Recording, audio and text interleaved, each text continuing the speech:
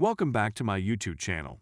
Make sure to like and subscribe to the channel for more interesting stories like these.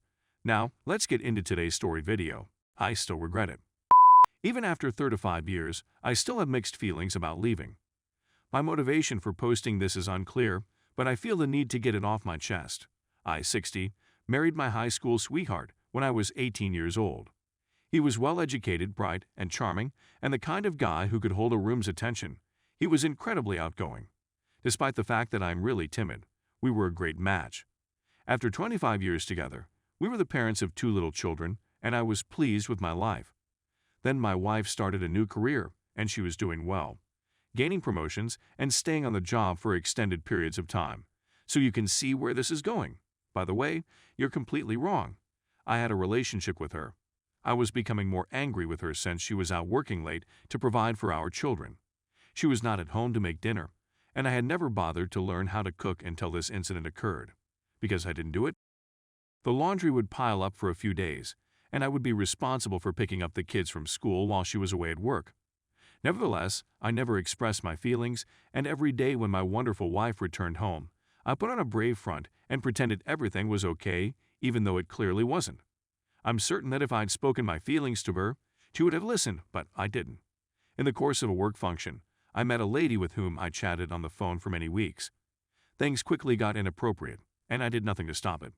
Then, 2 weeks later, I wrote my wife a birthday card in which I expressed my feelings for her and how beautiful she was, and then I walked out on her. The worst part was that she never yelled or screamed at me. She did nothing except stand there and watch me pack up my possessions, all while my children were playing in the next room, completely oblivious of what was going on. She didn't say anything, just stood there crying softly. I caused pain to the one who is the most important in my life. She was dismissed because she was unable to cope with the school run and the extra child care arrangements.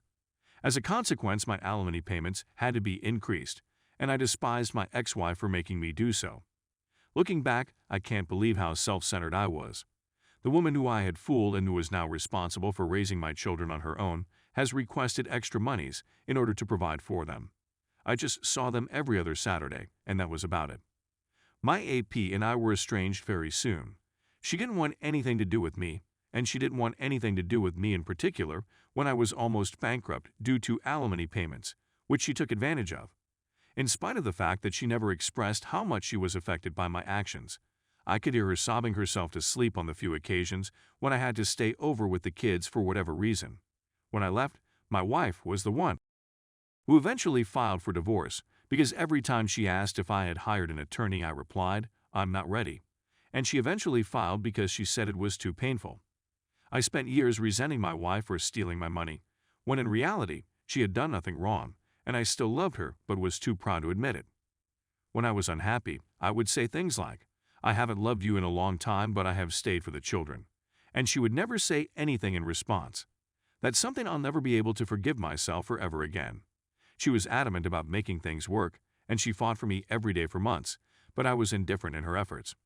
She admired me despite the fact that I disliked her. Then she met Mark, who was much older and wiser than she was, and he fell in love with her in the same manner that I should have fallen in love with her. He was and continues to be a lovely and kind gentleman toward her and my children. Seeing someone else fall in love with the person you were intended to be with for the rest of your life is one of the most difficult things I've ever experienced. Then you should have fought for me because I would have loved you forever if you would have let me, she said when I told her 2 weeks before her wedding. On the day of her wedding, I drove to the church and waited outside in my car, telling myself I would object to the wedding, but I didn't. I was a little disappointed.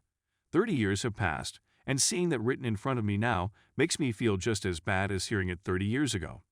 Having to see her with him for all these years has served as my penance, and although I've had the odd connection with her, nothing substantial, I will never forgive myself for what I did today would have been our 42nd wedding anniversary, which should have been our punishment. My belief is that infidelity is not something that can be fully recovered from. Rather, it is something that must be learned to live with. Story 2. How do you deal and feel okay with throwing away 2 years of love, sweat, and lots of tears invested into a relationship? How can you accept what occurred when there is no silver lining? You just notice the harm and take a step back from it.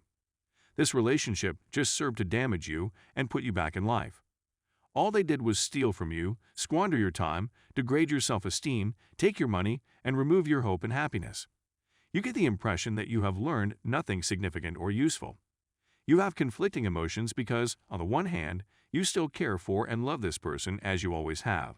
But on the other hand, you begin to see them for who they really are and everything that they have done to you, and you become furious and disgusted with them. You are filled with rage. With your love covering up all the terrible, the blinders gradually dissolve and you no longer notice them. You no longer view them through rose-colored glasses or in their potential or version that you envisioned, but you see them for who they are and what they have shown you, and it is something really nasty. What is your thinking process for overcoming those painful sentiments of remorse, as well as indignation and even hate for the individual who exploited you?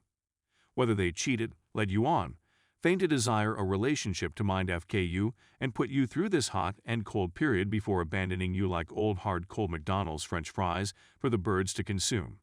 I have difficulty letting go. It pushes me to face a slew of demons. The way things ended makes me rethink the whole relationship. As if it were all a deception, all a ruse to take advantage of me. I now see how tightly I was clinging to a delusion. I had to think he loved me or everything would be as horrible as it seemed. It was my most powerful weapon for forgiving him and moving on from the twisted deed he committed upon me. If he loved me, it may have been an accident, and I justified myself by remaining silent all that time. But if he didn't, he was just a criminal, a predator. A stranger to me and an abuser who regarded me as the ideal, naive, innocent target. That is, I feel, why I was able to make such a significant contribution to the relationship. I need to believe that he was concerned about me. That was correct, by the way. It pushed me to give all I had, which only helped to exacerbate my predicament. I love the fact that I still have feelings for him and want him back in my life. In an unusual sense, he feels at ease in his own skin. As I got older, he served as a refuge, a source of hope, and a source of fantasy for me. He was my home away from home, and he was everything I had ever wanted. However, reality did not live up to my expectations and desires for him. There was a lot of potential there, but it always seemed like we were on two completely different time schedules from one another.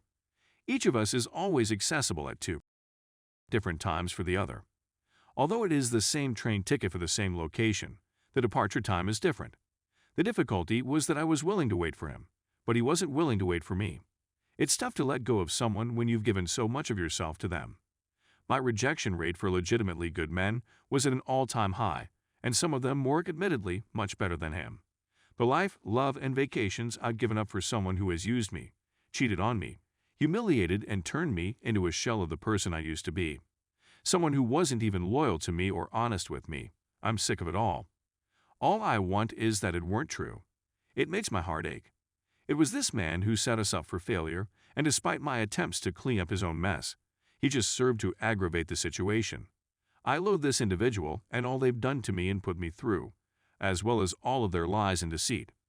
This individual is the greatest lie I have ever met, as well as the largest letdown. They are never there when you need them, and they are also the most self-centered person I have ever encountered. I provided them with several opportunities to put things right, but they decided to make things worse with each passing chance. I want to go away from them because I deserve so much more than what they are giving me. How can you go over the sentimental feelings, the deep-seated connection, and the hope that you have for someone